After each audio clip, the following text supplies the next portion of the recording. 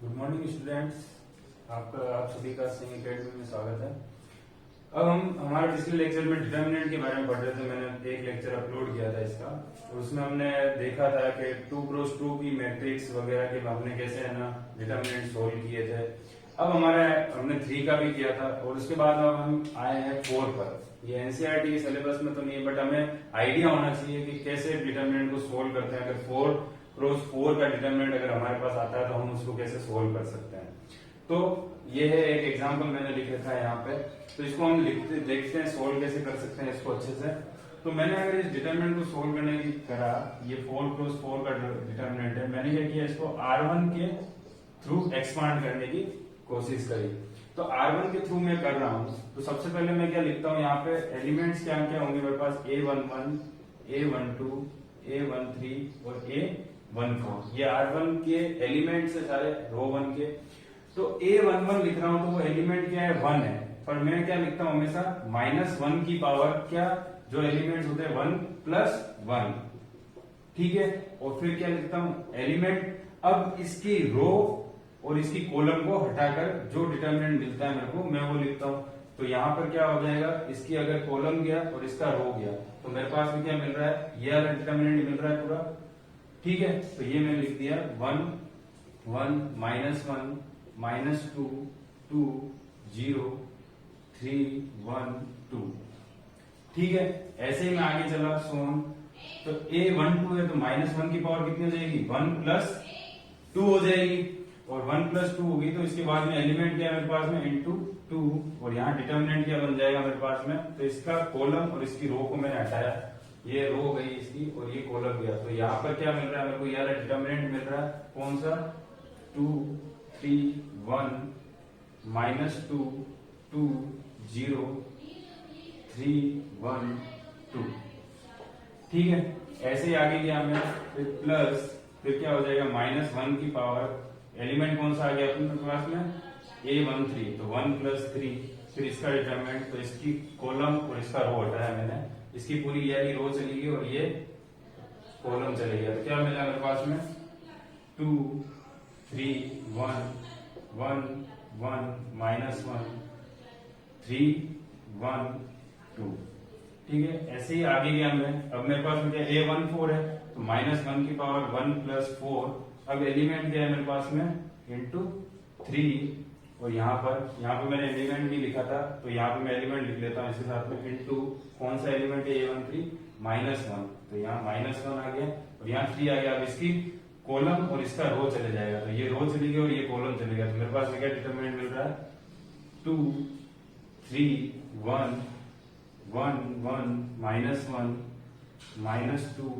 2 और 0। अब ये हम ऐसे सोल्व करते हैं इसको 4x4 के को, और अब आगे हम क्या करेंगे, इसको जैसे आगे सोल्व कर देंगे, फर्दर सोल्व कर देंगे, इसमें क्या करेंगे, इस डिटर्मिनेंट को भी हम ऐसे सोल्व करेंगे। किसके रेस्पेक्ट में, अगर तुम कर सकते हो R1 के रेस्पेक्ट में करो या C1 के रेस्पेक्ट में करो, और तुम आराम से इसके थ्रू, जैसे अभी अपन ने एक्सपेंड किया वैसे ही करना है कि 1 के एलिमेंट लेंगे अपन, क्या क्या है ये, A11 A12 A13, पिछले लेक्चर में हम अच्छे से पढ़ चुके हैं इसको, कि कैसे 3x3 के डिटर्मिनेंट को सोल्व करना होता है। तो अब ये यहाँ पर हमारे पास में हो गया, तो अब हम इन सारे डिटर्मिनेंट को क्या कर सकते हैं, सोल्व कर सकते हैं सेपरेटली, और फिर इसकी वैल्यू यहाँ क्या लिख सकते हैं। इससे क्या हो जाएगा, हमारा क्या आ जाएगा, आंसर आ जाएगा। तो ये यहाँ पर है, तो तुम इसे कॉपी कर लो, और उसके बाद में हम इसके आराम से फिर इसके आगे हम पढ़ते हैं, अगले टॉपिक क्या है हमारे पास में। तो हमारा नेक्स्ट टॉपिक है सिंगुलर मैट्रिक्स। सिंगुलर मैट्रिक्स क्या होती है, कि वह मैट्रिक्स जिसका डिटर्मिनेंट क्या हो, 0 हो, वो हमारी क्या कहलाती है, सिंगुलर मैट्रिक्स कहलाती है। इसमें लिखा a square matrix is a singular matrix if its determinant is 0। यानी कि हमें ये चीज याद रखनी है, अगर कोई भी स्क्वायर मैट्रिक्स है उसका डिटर्मिनेंट अगर 0 है तो वो हमारी क्या कहलाएगी, सिंगुलर मैट्रिक्स कहलाएगी। और अगर उसका डिटर्मिनेंट 0 नहीं होगा तो वो क्या कहलाएगी, नॉन सिंगुलर मैट्रिक्स कहलाएगी, ठीक है। तो उसी में अगर ये क्या है कि ये हमें कब काम पड़ता है, अगर इसका कि भाई सिंगुलर है नॉन सिंगुलर, क्योंकि वैल्यूज अगर ऐसी कोई दे रखी होती है जिसमें हमको वैल्यूज निकालनी पड़ती है, x की, y की, z की, जब डिटर्मिनेंट हमें पास दे रखा है, मैट्रिक्स दे रखी है कि ये भाई सिंगुलर मैट्रिक्स है या नॉन सिंगुलर मैट्रिक्स है, तो ये बड़ा यूजफुल होता है उस टाइम पे। तो इसी के ऊपर मैंने एक एग्जाम्पल उठाया है कि for what value of x the matrix A A matrix दे रखी है हमारे पास में, ये इज अ सिंगुलर, यानी कि किस एक्स की किस वैल्यू के लिए ये जो मैट्रिक्स है वो क्या होगी, सिंगुलर होगी। तो हमें हमने डेफिनेशन से पढ़ा कि अगर कोई भी मैट्रिक्स सिंगुलर कब हो सकती है, जब उसका डिटर्मिनेंट क्या हो, जीरो, यानी कि mode A is equal to क्या होना चाहिए, जीरो होना चाहिए। तो मोड ए हमारे पास में क्या आ जाएगा, 1 1 एक्स माइनस 2 2 2 3 1 माइनस 3, ठीक है। ये क्या होना चाहिए हमारे पास में, जीरो होना चाहिए। तो डिटर्मिनेंट हम कैसे सोल्व करते हैं, तो फर्स्ट क्या होता है हमारे पास में, a11 फिर a12 और फिर a13, मैं r1 के थ्रू एक्सपांड कर रहा हूं इसको। तो a11 आ गया हमारे पास में, तो क्या होगा, सबसे पहले a11 तो -1 की पावर 1 + 1, अब थोड़ा सा हम शॉर्ट मेथड से करेंगे, -1 की पावर 1 + 1 कितना होगा, 2, यानी कि क्या होगा, प्लस ही होगा। तो यहाँ पे डायरेक्ट में एलिमेंट लिख लेता हूँ 1, और इसका क्या लिखता हूं मैं, डिटर्मिनेंट लिख लेता हूं। तो इसका कॉलम गया और इसकी रो गया, तो क्या बचा, 2 2 1 -3, ठीक है। अब बीच में देखो क्या आता है, a12 यानी 1 + 2, यहाँ क्या है, सम इवन है, तो यहाँ पे वो पॉजिटिव है। अगर यहाँ पे सम क्या है, ओड है, तो क्या आएगा, माइनस, ठीक है। अब एलिमेंट भी क्या क्या है अपने पास में, -2 है, तो माइनस माइनस छोड़ो, अगर ये कैसे आ जाएगा, -2, और अब हमारे पास डिटरमिनेंट इसकी कॉलम और इसका रो गया, तो क्या बचा हमारे पास, 1x 1 -3, ठीक है। फिर आगे सोल्व किया फर्दर 3, तो यहाँ 1 + 3 कैसा है, सम हमारे पास में इवन है, तो यानी कि क्या आएगा हमारे पास में, प्लस आएगा। और आगे अगर इसको यानी इसका एलिमेंट को मल्टीप्लाई करें, तो एलिमेंट क्या हमारे पास में 3 है, तो इसका कॉलम और इसकी रो की, तो एलिमेंट क्या क्या बचा हमारे पास में, 1 2 x और 2, और वो किसके इक्वल है, 0 के इक्वल है। अब इसको सोल्व कर लेते हैं, 2 यानी कि ऐसे ही मल्टीप्लाई करते हैं, पहले ऐसे फिर माइनस ये, तो कितना हो गया, 2 × -3, माइनस बीच में 2 × 1, कितना हो गया, 2 माइनस माइनस प्लस का 2, और अब मल्टीप्लाई में क्या चल रहा है, ब्रैकेट बड़ा कर दिया मैंने, -3 × 1, तो कितना हो गया, -3, फिर माइनस x × 1 कितना हो जाएगा, x, ऐसे ही प्लस का 3, तो यहाँ पे मल्टीप्लाई किया 2 × 1 तो 2, फिर माइनस x × कितना 2x हो जाएगा, इज इक्वल टू 0। इसको आगे सोल्व करते हैं, माइनस का 6, ठीक है, ये कितना है, यहाँ पे कितना हो गया, -6 माइनस का 2 प्लस -3 -6 और 2 बाहर है, तो कितना हो जाएगा, 2 × -3 माइनस का 6, और 2 × -x कितना हो जाएगा, माइनस का 2x, ऐसे प्लस यहाँ पर भी कितना हो जाएगा, 3 2 जा 6, और यहाँ पे 3 की मल्टीप्लाई हो जाएगी, तो कितना हो जाएगा, माइनस का 6x इज इक्वल टू 0। इसको आगे सोल्व किया हमने, तो देखो माइनस का 6, पहले हम ये माइनस का 6 और प्लस का 6 कैंसिल आउट हो गया, तो यहाँ से कितना हो जाएगा, माइनस का 6 और माइनस का 2 कितना हो गया, माइनस का 8, ठीक है, माइनस का 8, माइनस का 2x और माइनस का 6x कितना हो गया, माइनस का 8x इक्वल टू 0, माइनस का 8x यही रहा, और वो माइनस का 8 उस साइड चले गया, तो कितना हो जाएगा, प्लस का 8, यहाँ से 8 से 8 कैंसिल, तो x की वैल्यू कितनी मिल गई मेरे पास में, -1। तो यहाँ पर ये x की वैल्यू -1 के लिए ये जो मैट्रिक्स होगी, ये क्या होगी हमारे पास में, सिंगुलर होगी। ये कॉपी कर लो, नेक्स्ट अपन टॉपिक पे चलते हैं। अब हमारा नेक्स्ट टॉपिक है माइनर्स और कोफैक्टर्स। तो सबसे पहले हम ये जान लेते हैं कि हमारे लिए कहाँ यूजफुल है। तो आगे हम एक टॉपिक पढ़ेंगे इनवर्स, मैट्रिक्स का इनवर्स पढ़ेंगे, जहां पर हमें क्या करना पड़ेगा, इनका माइनर्स और कोफैक्टर्स का बहुत ज्यादा यूज होगा वहां पर हमारे। तो इसीलिए हम यहाँ पर पहले ही पढ़ लेते हैं कि ये माइनर्स और कोफैक्टर्स होते क्या है। जो तुम्हारी अगली एक्सरसाइज है 4.1 तो अपनी हो गई क्लियर पूरी, 4.2 जो 4.3 और 4.4 जो जिसके ऊपर है वो किसके ऊपर है, माइनर्स और कोफैक्टर्स के ऊपर है। 4.2 प्रॉपर्टीज के ऊपर है, तो वो हम इसके जस्ट नेक्स्ट लेक्चर में पढ़ेंगे। तो हम जान लेते हैं कि माइनर क्या होता है, उसके बाद में हम पढ़ते हैं कोफैक्टर्स क्या होता है। तो अगर कोई भी मैट्रिक्स अगर मुझे दे रखी है 2 × 2 की, ठीक है, और यहाँ पे मैंने एक एग्जांपल लिया है 3 × 3 का, ज्यादा 4 × 4 पे कोई क्वेश्चन आता नहीं है, तो 2 × 2 और 3 × 3 ही ज्यादा पढ़ते हैं हम। तो यहाँ पर अगर डिटरमिनेंट अगर हम देखें, डिटरमिनेंट ये मैट्रिक्स दे रखी है हमारे पास में, इसके बाद में अगर हम देखें कि इसके माइनर्स कैसे निकलेंगे, तो अगर मैं बात करूं तो ये एलिमेंट क्या हो जाएगा, a11, यहाँ क्या हो जाएगा a12, ये क्या हो जाएगा a21, और ये क्या हो जाएगा a22। तो सबसे पहले मैं माइनर को डिनोट करता हूं कैपिटल M से। माइनर किससे डिनोट होगा मेरा? हमेशा कैपिटल एम से। जैसे कि एलिमेंट हम लिखते हैं स्मॉल ए से, वैसे ही माइनर कैसे लिखते हैं? कैपिटल एम से। और जैसे जिस एलिमेंट का हम माइनर निकाल रहे हैं वैसे ही उसका भी लिखेंगे। अगर हम A11 का निकाल रहे हैं तो M11, तो हम इसको क्या बोलेंगे? माइनर ऑफ एलिमेंट A11, यानी माइनर किसका है? ये A11 का है। तो वो कैसे निकलता है? देखो, अगर A11 एलिमेंट का माइनर निकाल रहे हैं तो उसकी जो कॉलम है और उसका जो रो है उसको तुम क्या कर दो? हटा दो। अगर ये कॉलम और अगर रो हट गया तो जो एलिमेंट बचेगा वो ही क्या होगा? उसका माइनर होगा। ये ओनली मैं 2x2 के लिए बता रहा हूँ, 3x3 के लिए और थोड़ा अलग होगा। तो अगर 2x2 में अगर मैं देखो, अगर एलिमेंट A11 का माइनर निकालूं तो कैसे निकाल सकता हूं कि M11 माइनर ऑफ A11 क्या होगा कि मैं जो एलिमेंट है उसकी कॉलम और उसकी रो को हटा दूंगा तो मेरे पास जो एलिमेंट बचेगा वो क्या होगा? उसका माइनर होगा। ऐसे ही M12 क्या हो जाएगा? Minor of A12 element. ठीक है, तो माइनर ऑफ A12 क्या हो जाएगा? इसका कॉलम और इसकी रो चले जाएगी, तो क्या बच गया? -3। ऐसे ही M21, तो M21 क्या हो जाएगा? Minor of A21। ठीक है, तो A21 कितना हो जाएगा? यहाँ पे देखो, इसका कॉलम और इसकी रो गई, तो क्या बच गया? -7। ऐसे ही M22, तो क्या हो जाएगा? माइनर ऑफ A22, तो उसकी अपन कॉलम और रो हटा देंगे तो क्या बच जाएगा? 4। ठीक है, तो ये तो था 2x2 मैट्रिक्स के लिए अगर अपन को माइनर कैसे निकालना है। अब हम बात करते हैं 3x3 के लिए। तो सबसे पहले एलिमेंट दे रखे हैं A11, A12 और A13, ऐसे ही सो ऑन है। तो हम 2-3 एलिमेंट के लिए निकाल देंगे, उनके बाद में सबका वैसे ही निकलेगा। तो अगर A11 की बात करूं मैं, तो M11 लिखूंगा मैं, क्या लिखूंगा? Minor of A11।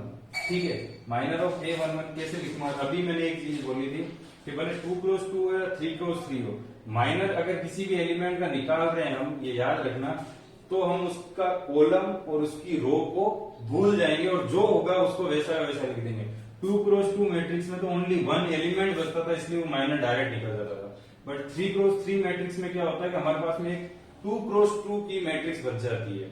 ऐसा ही होता है कि अगर हम 2x2 की मैट्रिक्स की बात करें, अगर कॉलम और रो हटाते हैं तो ओनली डायरेक्ट एलिमेंट बचता है। अगर 3x3 की मैट्रिक्स की बात करें तो अगर हम रो और कॉलम हटाते हैं तो 2x2 की मैट्रिक्स बचती है। ऐसे अगर हम 4x4 की मैट्रिक्स पे जाएंगे तो क्या होगा कि हम अगर यानी उसकी कॉलम और रो हटाएंगे तो क्या मिलेगा? 3x3 की मैट्रिक्स मिलेगी। यानी कि स्टेप बाय स्टेप चलता है ये। अगर 2x2 है तो एलिमेंट, 3x3 है तो 2x2 की मैट्रिक्स, 4x4 है तो 3x3 की मैट्रिक्स।